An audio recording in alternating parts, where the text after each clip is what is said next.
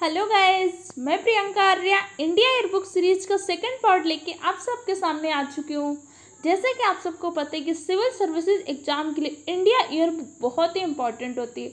India yearbook से हर बार civil services के exam में 5 से 6 क्वेश्चन तो डायरेक्ट रूप से और इनडायरेक्टली बहुत सारे क्वेश्चन पूछ जाते हैं।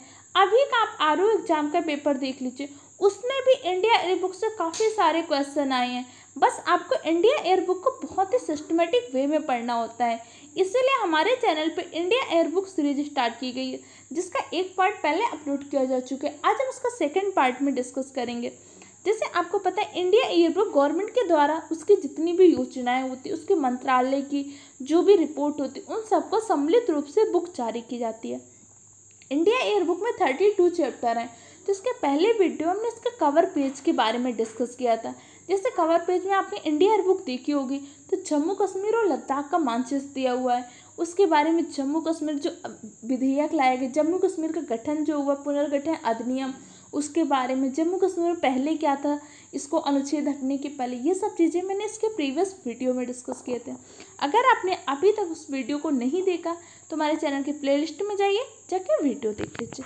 आज हम आपका पहला टॉपिक जो भारत भूमि और उसके निवासी, ये आपका इंडिया एयरबुक का पहला टॉपिक है, इसके बारे में डिस्कस करेंगे। तो आप देख सकते हैं सबसे पहले एक मार्क ट्वेन की एक लाइन लिखी हुई। तो चलिए सबसे पहले इसके बारे में पढ़ते हैं।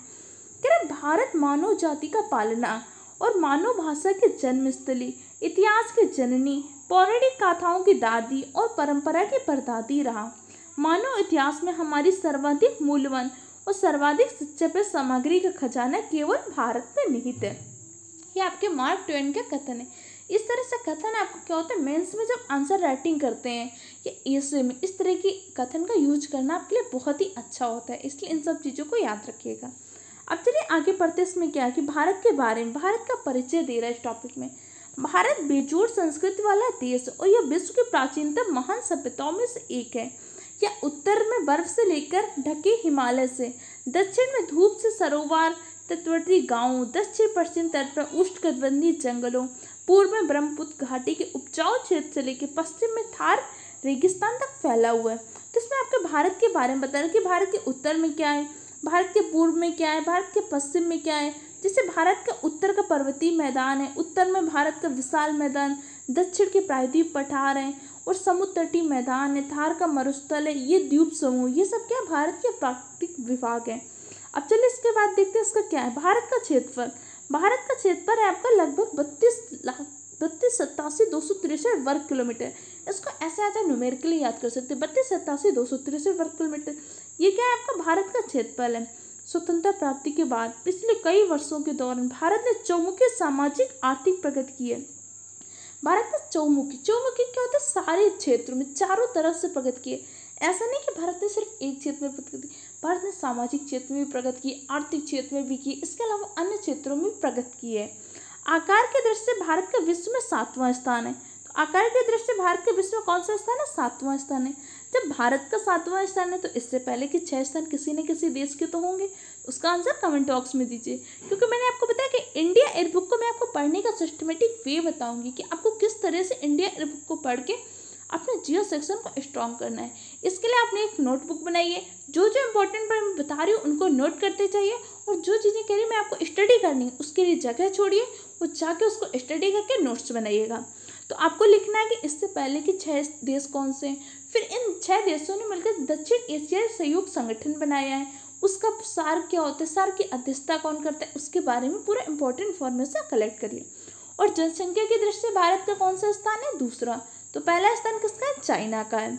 और इसके अलावा पर्वतमाला, समुद्र इसे शेष एशिया से पृथक करते हैं और एक विशिष्ट भौगोलिक पहचान प्रदान करते हैं। यह उत्तर में कैसे विशाल हिमालय से घिरा हुआ है, आपके उत्तर में क्या है, हिमालय है, और दक्षिण में क्या है, ये विस्तार के साथ कर्क रेखा पर शंकु आकार की है, और आपकी कर्क रेखा भी है, बंगाल की खाड़ी है, और पश्चिम में आपके अरब सागर है, उसी के बीच में आपका क्या है, हिंद महासागर है। तो देख सकते हैं उत्तर में भारत की क्या है, हिमालय है, दक्षिण में विस्तार के साथ कर्क रेखा और शंकु आकार ग्रहण किए बंगाल की खाड़ी है, पश्चिम में आपका अरब सागर के बीच में हिंद महासागर फैला हुआ है। ये आपकी स्थिति। इसके बाद आगे हम एक एक करके आपको मैप लगा के बहुत ही डिटेल से समझाएंगे, ठीक है। अब चलिए देख सकते हैं इसकी अवस्थित के बारे में। भारत पूरी तरह से उत्तरी गोलार्ध में स्थित है। तो आपसे पॉइंट बन सकता है ना कि भारत किस गोलार्ध में स्थित है, तो भारत आपका उत्तरी गोलार्ध में स्थित है। इसके मुख्य भूमि की औसती, इसकी स्थिति कैसी है, आपके अक्षांश देशांतर से पूछ सकते हैं। तो इसका अक्षांशीय विस्तार कितना है, तो अक्षांशीय विस्तार है आपका 8 डिग्री 4 मिनट उत्तर से लेकर 37 डिग्री 6 मिनट उत्तरी अक्षांश तक। ये किसका है, भारत का अक्षांशीय विस्तार है। फिर आपसे पूछ सकते हैं इसका देशांतरीय विस्तार कितना है, तो देशांतरीय विस्तार है आपका 68 से लेके 97.25 देशांतर पूर्व में है। अक्षांशीय विस्तार कितना है, 8 डिग्री 4 मिनट से उत्तर से लेकर 37 डिग्री 6 मिनट उत्तरी अक्षांश तक। ये भारत का क्या है, अक्षांशीय विस्तार है। फिर भारत का देशांतरीय विस्तार कितना है, 68 डिग्री 7 मिनट पूर्वी देशांतर से लेकर 97 डिग्री 25 मिनट पूर्वी देशांतर। ये भारत का क्या देशांतरीय विस्तार है। अब इसके अलावा पूछ सकते हैं पूर्व से पश्चिम की ओर देशांतरीय विस्तार करीब कितना है, तो पूर्व से पश्चिम की ओर जो इसका देशांतरीय विस्तार है 2933 किलोमीटर का है, जबकि उत्तर से दक्षिण की ओर कितना 3214 किलोमीटर का है। ये इंपॉर्टेंट पॉइंट याद रखिए। भारत की स्थलीय सीमा करीब 15200 किलोमीटर की, स्थलीय सीमा ये कितनी है, लगभग 15200 किलोमीटर की। और इसके मुख्य भूमि में कौन कौन से आते हैं, जैसे लक्षद्वीप समूह, अंडमान निकोबार द्वीप समूह, ये सब क्या इसके मुख्य रूप में आते हैं। और भारत की तट रेखा की कुल लंबाई कितनी है, 7516 किलोमीटर। ये क्या भारत की तट रेखा की कुल लंबाई है, 7516.6 किलोमीटर। ये भारत की तट रेखा की कुल लंबाई है। सारे इंपॉर्टेंट पॉइंट याद रखिएगा। इन सारे इंपॉर्टेंट पॉइंट के नोट्स बनाते जाइएगा और अच्छे से रिवीजन करते रहना है। इंडिया एयरबुक के थ्रू में आपको जीएस सेक्शन बहुत अच्छे से स्ट्रांग हो जाएगा। बाकी आपने ये सारी चीज़ें ज्योग्राफी की क्लासेस में तो पढ़ी ही होंगी। अब चलिए आगे हम इसके कुछ इंपॉर्टेंट पॉइंट देख लेते हैं, जिससे कई बार पॉइंट पूछ लेते हैं। मुख्य भूमि में जैसे आपका लक्षद्वीप समूह आता है, अंडमान निकोबार द्वीप समूह, और समुद्र की कुल लंबाई कितनी 7516.6 किलोमीटर होती है। अब चलिए इसके जैसे पूछ सकते हैं पूर्व से पश्चिम की कितनी लंबाई होती है, उत्तर से दक्षिण कितनी लंबाई होती है आपकी, स्थलीय सीमा की कुल कितनी लंबाई है, द्वीपों की कुल कितनी संख्या है, बंगाल की खाड़ी में कुल कितने द्वीप हैं, अरब सागर में कुल कितने द्वीप हैं। ऐसे इंपॉर्टेंट पॉइंट ध्यान रखिएगा। जैसे वे कह रहे हैं कि पूर्व से पश्चिम की लंबाई कितनी होती है 2933 किलोमीटर। ये कितनी है आपके पूर्व से पश्चिम है। फिर आपसे पूछ सकते हैं उत्तर से दक्षिण कितनी है, तो 3214 किलोमीटर। ये आपकी क्या उत्तर से दक्षिण लंबाई है। स्थलीय सीमा की कुल लंबाई कितनी होती है 15200 किलोमीटर। ये क्या होती है, स्थलीय सीमा की कुल लंबाई है। इसके अलावा द्वीपों की कुल संख्या कितनी होती है, द्वीपों की कुल संख्या 247। ये सारे इंपॉर्टेंट पॉइंट नोट करते जाइए। जो मोस्ट इंपॉर्टेंट फैक्ट्स है मैं आपको बताती जा रही हूँ। इसके अलावा इसको जाके इस टॉपिक को अच्छे से स्टडी करिएगा।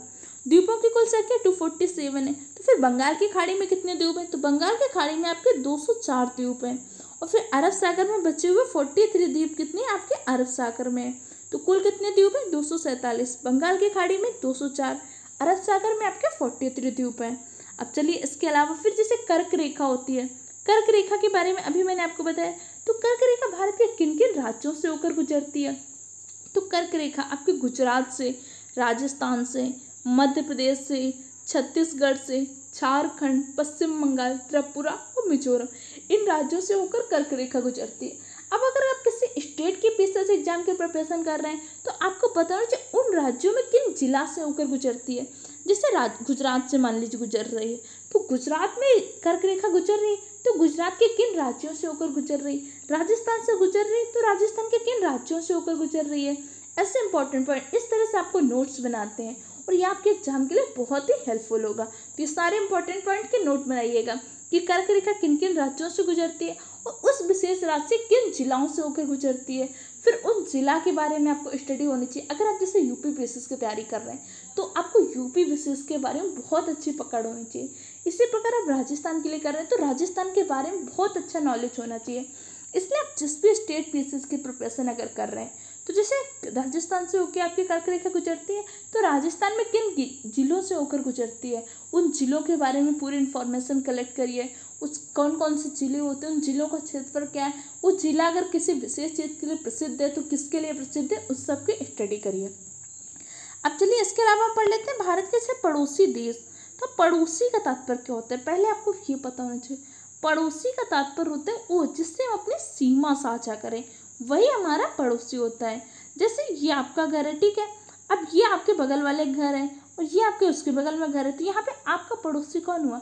आपका पड़ोसी ये बी हुआ। आप ए हैं, आपका पड़ोसी ये हो, क्योंकि इसके साथ क्या कर रहे हैं? आप अपनी सीमा साझा कर रहे हैं। सी आपका पड़ोसी नहीं हुआ। पड़ोसी से तात्पर्य उससे होता है जिसके साथ हम अपनी सीमा साझा करते हैं। इसी प्रकार देश, हमारा देश भी तो किसी न किसी देश के साथ तो अपनी सीमा साझा करेगा। जिस देश के साथ भारत अपनी सीमा साझा करता है वही क्या होते हैं? भारत के पड़ोसी देश होते हैं। तो भारत के कौन कौन से पड़ोसी देश हैं आपको ये पता होना चाहिए। इसके आंसर आप कमेंट बॉक्स में भी दे सकते हैं, या फिर आपको कौन कौन से जो मैं इंपॉर्टेंट पॉइंट बता रही हूँ उन सब की स्टडी करके नोट्स बनाइएगा। तो कमेंट करिएगा कि मैम मैंने नोट्स बनाए, ठीक है। अब भारत के पड़ोसी देश जैसे बांग्लादेश है, नेपाल है, चीन, पाकिस्तान, म्यांमार, भूटान, अफगानिस्तान, ये सब क्या भारत के पड़ोसी देश हैं। इनसे भारत क्या करता है? अपनी स्थलीय सीमा साझा करता है। फिर एक ऐसा देश है जिसके साथ भारत अपनी स्थलीय सीमा तो नहीं साझा करता पर जलीय सीमा साझा करता है। उसका आंसर जल्दी से कमेंट बॉक्स में दीजिए। वीडियो को पॉज करिए, तुरंत आंसर कमेंट बॉक्स में दीजिए। अब भारत बांग्लादेश के साथ कितनी सीमा साझा करता है? नेपाल के साथ कितनी सीमा साझा करता है? अफगानिस्तान के साथ, इसके साथ कितनी कितनी सीमा साझा करता है? सबसे लंबी सीमा किसके साथ साझा करता है? सबसे छोटी किसके साथ साझा करता है? चलिए इसके बारे में डिस्कस करते हैं। जैसे भारत क्या करता है? बांग्लादेश के साथ सीमा साझा करता है। तो बांग्लादेश के साथ कितनी सीमा साझा करता है? तो बांग्लादेश के साथ 4096.7 किलोमीटर की सीमा साझा करता है। ये क्या सबसे लंबी सीमा किसके साथ साझा करता है? भारत बांग्लादेश के साथ। इसके बाद चीन है, तो चीन के साथ भी सीमा साझा करता है। तो चीन के साथ आपकी 3488 किलोमीटर की सीमा साझा करता है। पाकिस्तान के साथ 3323 किलोमीटर की सीमा साझा करता है। जबकि नेपाल के साथ 1751 किलोमीटर की सीमा साझा करता है। फिर आपका भारत म्यांमार के साथ कितनी की सीमा साझा करता है? तो म्यांमार के साथ 1643 किलोमीटर की सीमा साझा करता है। फिर आपको भूटान के साथ, तो भूटान के साथ आपकी 966 किलोमीटर की सीमा साझा करता है। फिर आपका बचता है अफगानिस्तान के साथ कितनी 106 किलोमीटर की सीमा साझा करता है। ये सारे पॉइंट आपको याद होने चाहिए, क्योंकि कई बार ये छोटे छोटे बेसिक पॉइंट होते हैं जो आपके एग्जाम के लिए बहुत ही हेल्पफुल होते हैं। कई बार क्या होता है कि आपको कथन की तरह क्वेश्चन दे देता है कि किसके साथ लंबी सीमा साझा करता है, या इसको सीक्वेंस में लगाइए, तब आपको पता होना चाहिए ना किसके साथ कितनी सीमा साझा करता है। तो आप सबको पता होगी ना कौन किसके साथ कितनी सीमा साझा करता है। इंपॉर्टेंट पॉइंट के नोट्स बनाते रहिए। तो भारत सबसे ज़्यादा लंबी सीमा किसके साथ साझा करता है? तो सबसे लंबी सीमा साझा करता है बांग्लादेश के साथ। अब बांग्लादेश के बारे में कुछ इंपॉर्टेंट पॉइंट आपको पता होना चाहिए कि बांग्लादेश की राजधानी क्या है, बांग्लादेश का गठन कब हुआ था। ऐसे इंपॉर्टेंट पॉइंट आप जाके स्टडी करिए। और बांग्लादेश के साथ कितनी सीमा साझा करता है? 4096.7 किलोमीटर। ये किसके साथ साझा करता है? बांग्लादेश के साथ। तो अगर बांग्लादेश के साथ सबसे लंबी सीमा साझा कर रहा है तो किसी न किसी देश के साथ सबसे छोटी सीमा भी तो साझा करेगा। तो सबसे छोटी सीमा भारत किसके साथ साझा करता है? अफगानिस्तान के साथ। अफगानिस्तान के साथ कितनी किलोमीटर की सीमा साझा करता है? तो सिर्फ 106 किलोमीटर की सीमा किसके साथ साझा करता है? अफगानिस्तान के साथ। अब इसी की तरह आपको जैसे भारत का चीन के साथ कुछ सैन्य अभियान होते हैं, सैन्य प्रशिक्षण होते हैं, वो कौन कौन से होते हैं, ऐसे इंपॉर्टेंट पॉइंट जाके याद करिए और नोट्स बनाइए। चलिए इसके बाद आगे बढ़ते हैं कि भारत के जैसे अंतिम सीमा बिंदु होते हैं, या फिर आप पूछ सकते हैं जैसे चीन किन किन राज्यों के साथ सीमा साझा करता है, नेपाल से हम सीमा साझा करते हैं तो किन राज्यों से सीमा साझा करते हैं। चलिए पहले उसके बारे में डिस्कस कर लेते हैं। जैसे हम चीन के साथ सीमा साझा करते हैं तो चीन के साथ भारत के 5 राज्य अपनी सीमा साझा करते हैं। कौन कौन से? पहला आपका जम्मू कश्मीर साझा करता है, हिमाचल प्रदेश करता है, उत्तराखंड करता है, सिक्किम करता है और अरुणाचल प्रदेश। ये 5 राज्य क्या करते हैं? आपके चीन के साथ सीमा साझा करते हैं। इसके बाद आपका जैसे नेपाल है, नेपाल के साथ भी क्या होता है? आपके 5 राज्य सीमा साझा करते हैं। जैसे आपका उत्तर प्रदेश है, उत्तराखंड है, इसके अलावा आपका बिहार है, बिहार के साथ साथ आपका पश्चिम बंगाल व सिक्किम, ये आपके क्या करते हैं? नेपाल के साथ सीमा साझा करते हैं। नोट करते चाहिए कि इंपॉर्टेंट पॉइंट, अगर कुछ भी आपको क्लियर नहीं है तुरंत नोट करिए, उसको रिवीजन करिए और याद कर लीजिए। अब इसके अलावा बांग्लादेश के साथ भी हमारे 5 राज्य सीमा साझा करते हैं। पश्चिम बंगाल, असम, मेघालय, त्रिपुरा और मिजोरम, ये 5 क्या करते हैं? आपके बांग्लादेश के साथ सीमा साझा करते हैं। पाकिस्तान के साथ हमारे 4 राज्य सीमा साझा करते हैं। गुजरात, राजस्थान, पंजाब और जम्मू कश्मीर। गुजरात करता है, राजस्थान करता है, पंजाब करता है, जम्मू कश्मीर, ये किससे? पाकिस्तान के साथ सीमा साझा करते हैं। म्यांमार के साथ भी आपका 4 राज्य सीमा साझा करते हैं।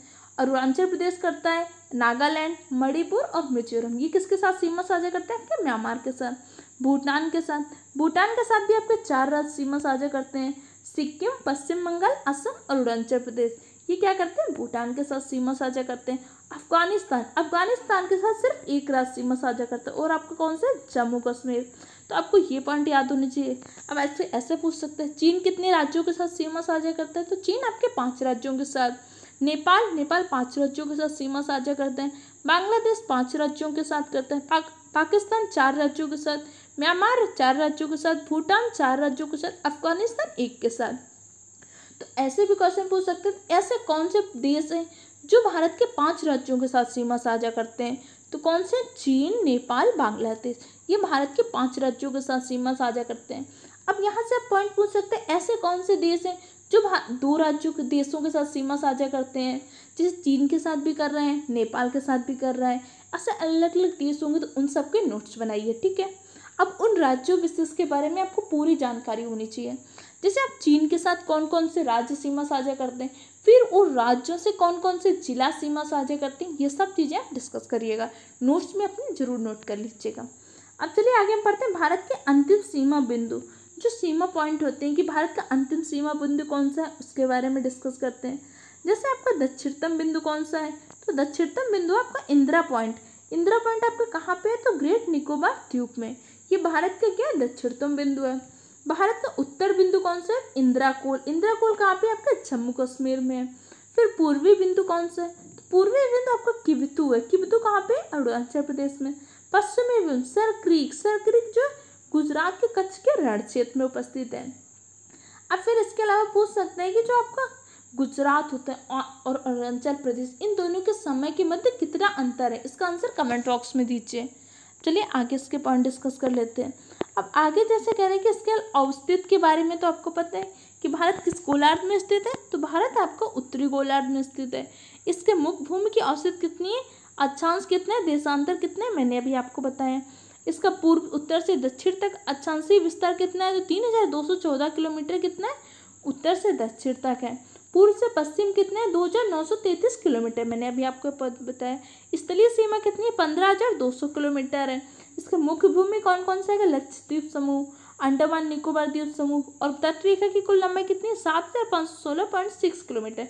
ये सारे पॉइंट मैंने अभी आपको बताए, तो जल्दी से अपने नोट्स में बना लीजिएगा। अब भारत के भौगोलिक पृष्ठभूमि के बारे में जानते हैं। भौगोलिक पृष्ठभूमि का तात्पर्य वही जो मैंने आपको बताया कि पड़ोसी देश किनके साथ सीमा साझा करता है। ये सारे जो मैंने पॉइंट लिए इंडिया एयर बुक से ही हैं, इसलिए इंडिया एयर बुक आपके लिए बहुत इंपॉर्टेंट। भारत की सीमा उत्तर पश्चिम में अफगानिस्तान तथा पाकिस्तान के साथ है। अब ये पॉइंट याद रखने हैं। जैसे उत्तर पश्चिम में अफगानिस्तान और पाकिस्तान सीमा साझा करता है, और उत्तर में कौन करता है? चीन, भूटान तथा नेपाल सीमा साझा करता है। और आपके पूर्व में म्यांमार और पूर्व में बांग्लादेश के साथ सीमा लगती है। पूर्व में कौन सा? म्यांमार और बांग्लादेश के साथ। और जबकि उत्तर पश्चिम में अफगानिस्तान तथा पाकिस्तान के साथ। उत्तर में आपके चीन, भूटान तथा नेपाल। ये सारे इंपॉर्टेंट पॉइंट याद रखिएगा। कई बार क्या होता है कि आप IAS प्री के एग्जाम में भी इस तरह से क्वेश्चन पूछे गए हैं कि इनमें से कौन सा कथन असत्य है। जैसे भारत उत्तर पश्चिम में अफगानिस्तान और पाकिस्तान के साथ सीमा साझा करता है, सत्य कि असत्य? तो भारत क्या करता है? उत्तर पश्चिम में पाकिस्तान व अफगानिस्तान के साथ सीमा साझा करता है, जबकि उत्तर में चीन, भूटान व नेपाल के साथ सीमा साझा करता है। और पाक जलमरुद्व और जो मन्नार की खाड़ी से निर्मित एक तंग समुद्री चैनल है जो श्रीलंका को भारत से पृथक करता है। जैसे आप इंडिया का मैप देखते हैं तो उसमें ऐसे नारियल के आकार में होता है ना, क्योंकि होता है श्रीलंका। श्रीलंका भारत को कैसे अलग करता है? तो जो मन्नार की खाड़ी है, मन्नार की खाड़ी पर जो तंग समुद्री चैनल है, कौन सा है? पाक जल डमरूमंद, इसके माध्यम से भारत और श्रीलंका अलग होते हैं। और देश को मुख्य रूप से हमने 6 अंचलों में डिवाइड किया है। जो भारत देश को जो भौगोलिक पृष्ठभूमि डिवाइड कर रहे हैं, तो भारत को मुख्य रूप से 6 भौगोलिक पृष्ठभूमि में डिवाइड किया गया है। कौन कौन से डिवाइड किया गया है?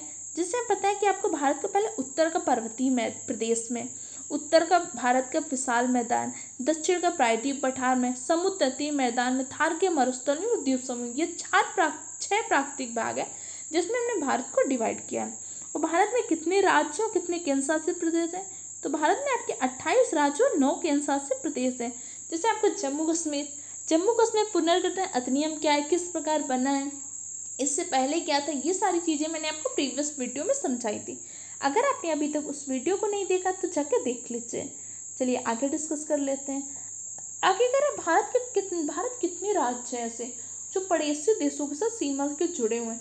तो भारत के 17 राज्य ऐसे हैं जो पड़ोसी देशों के साथ सीमाओं से जुड़े हैं। तो कौन कौन से भारत के राज्य हैं? तो अभी मैंने आपको बताया, जैसे चीन के साथ जम्मू कश्मीर, हिमाचल प्रदेश, उत्तराखंड।